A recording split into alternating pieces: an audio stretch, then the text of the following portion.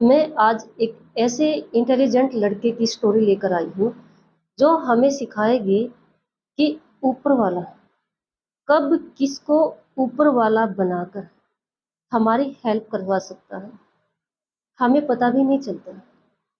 जो सच्चे मन से भगवान को पुकारता है, कई बार ऐसी सिचुएशन आ जाती है कि हमारे हाथ में कुछ नहीं होता है, हम चाहकर भी कुछ नहीं कर पाते हैं।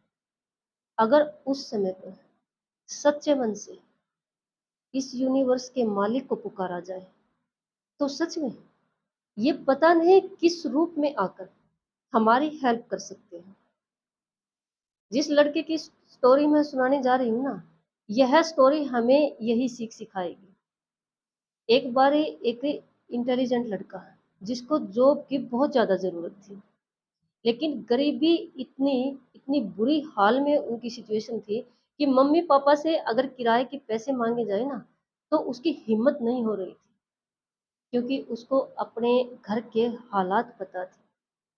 हुआ क्या था, वह लड़का हर तरह के इंटरव्यू, हर तरह के फॉर्म भरता था। उसको सरकारी जॉब की बहुत ज़्यादा ज़रूरत थी। और एक दिन उसकी खुशी का ठिकाना नहीं रहा, क्योंकि शहर से एक कंपनी में उसके लिए इंटरव्यू आया था। वह बहुत ज़्यादा खुश हो जाता है, लेकिन एकदम से वह उदास भी हो जाता है। पता है उसकी उदासी का कारण क्या था? जहाँ से उसके लिए इंटरव्यू आया था, वहां तक जाने के लिए उसके पास किराया नहीं था। लेकिन उस लड़के को पता था कि मुझे जॉब चाहिए। वह हार नहीं मान सकता था। उसने जैसे तैसे अपने बैग, अपनी जेब, उसने सब हर तरह से ढूंढना शुरू कर दिया।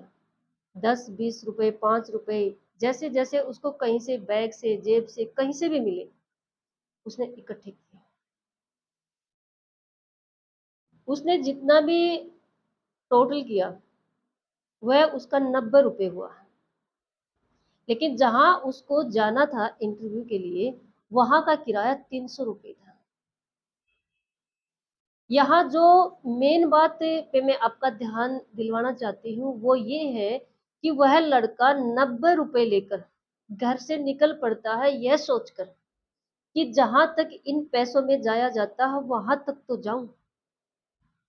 आगे फिर सोचता हूँ, कमाल है, आजकल के बच्चे क्या करते हैं, जितना किराया लगता है उससे 2 गुना लेकर जाएंगे कि रास्ते में किसी भी तरह से जरूरत हो सकती है। चलो घर में है, देना भी चाहिए, एक्स्ट्रा पैसे बच्चे वापस हो जाता है। लेकिन उस लड़के की हिम्मत देखो, अब वो 90 रुपए लेकर उस जगह पे पहुंच जाता है जहां से उसका जो आगे का किराया भी लग रहा था, आगे जगह बाकी थी, और वो वापस भी नहीं आ सकता था। वो वापस नहीं आ सकता था क्योंकि जो 90 रुपए उसके पास थे वो खर्च कर चुका था वहां तक। जैसे ही वो ट्रेन से नीचे उतरता है, सामने एक मंदिर देखता है। वह मंदिर में जाता है और भगवान को पुकारता है कि मैं आपके भरोसे आ गया हूँ। मुझे नहीं पता घर वापस कैसे जाऊंगा, मुझे नहीं पता मैं उस जगह पे पहुंच पाऊंगा कि नहीं पाऊंगा। बस मैंने सोचा कोशिश करने में क्या गलत है, पता नहीं क्या होगा। वह वहां भगवान के सामने अपनी प्रार्थना बोलकर वापस आता है। और जब वो नीचे उतरता है मंदिर से, तो बिल्कुल नीचे ही एक बूढ़ा व्यक्ति जूतों को पॉलिश कर रहा होता है। और वो उस लड़के को आवाज लगाता है कि बेटा जूते पॉलिश करवा लो। ये बूढ़ा 2 टाइम की रोटी ही कमाता है, मैं बहुत गरीब हूँ।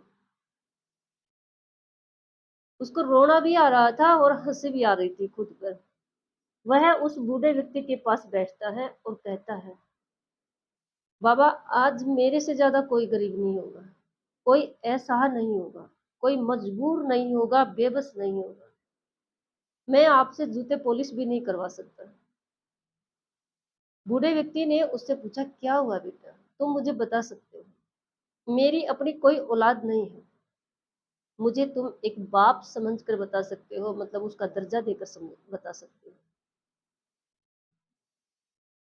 लड़के ने बताया, बाबा आज मेरा इंटरव्यू है, मुझे जॉब की बहुत ज़्यादा ज़रूरत है, लेकिन मेरे पास वहाँ तक जाने का किराया नहीं है और मेरे पास 90 रुपए थे, मैं वहाँ तक वो पैसे लगाकर यहाँ तक आ पहुँचा हूँ। आगे उस जगह पे जा पाऊंगा नहीं जा पाऊंगा, घर कैसे जाऊंगा, मुझे नहीं पता।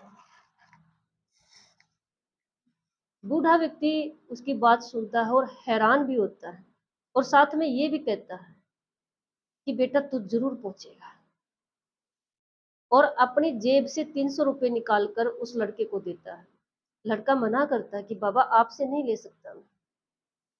बूढ़ा व्यक्ति कहता है वापस कर देना, कोई दिक्कत नहीं, जब आपके पास ये पैसे वापस हो जाए, मतलब आ जाए, तो मैं यहीं पर मिलूंगा, वापस कर देना। वह लड़का भी मजबूर था, वह उससे पैसे ले लेता है और इंटरव्यू जगह पर पहुंच जाता है। और भगवान की जो मेहर हो रही थी उस समय पर उसके ऊपर, तो वह उसको वहां पर जॉब मिल जाती है। वह बहुत खुश होता है। वह सोचता है कि बाबा को पैसे तो तनख्वाह मिलेगी तब दूंगा, लेकिन बाबा के पास आज रात को रुकूंगा, बाबा से मिलूंगा, बाबा की पूछूंगा, बाबा को मेरे पास जब पैसे हो जाएंगे तो बाबा की 300 रुपए की नहीं, बहुत बड़ी हेल्प करूंगा। लेकिन ये तभी कर पाऊंगा जब बाबा के बारे में जान पाऊंगा। जैसे ही वह उस जगह पर पहुंचता है तो वहां पर उसको बाबा नहीं मिलते। वह लड़का पास खड़े एक आदमी से पूछता है कि यहाँ पर एक बाबा जूता पॉलिश करते थे, वो कहाँ है? वह व्यक्ति उसको बताता है कि अभी आज उनकी डेथ हो गई और उनका तो शायद दाह संस्कार भी होने वाला है। वह लड़का उस व्यक्ति से बाबा का पता पूछते हैं और भागकर जाते हैं। वहां पर उसको कोई अग्नि देने वाला नहीं था, सब वेट कर रहे होते हैं कौन दे। तभी वह लड़का कहता है कि मैं बाबा को अग्नि दूंगा। वहां पर खड़ी भीड़ ने पूछा, आप इनके क्या लगते हैं? तो लड़के ने कहा, आप मुझे इनका बेटा समझ सकते हैं।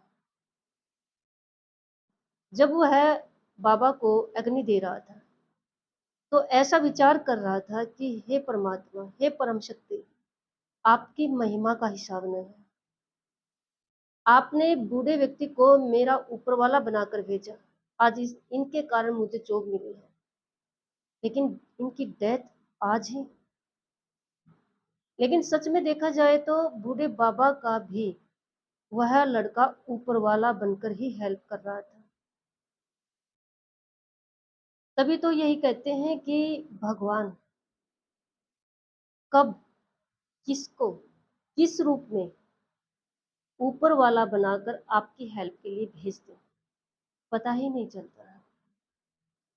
जब भी सिचुएशन ऐसी हो जाए लाइफ में कि आपको लगे कि हम कुछ नहीं कर सकते, हमारे कंट्रोल में नहीं है, तब हम एक काम कर सकते हैं, सब कुछ उस परम शक्ति पर छोड़ सकते हैं, भरोसा कर सकते हैं, उन पर उम्मीद कर सकते हैं, उनसे हेल्प मांग सकते हैं सच्चे मन से।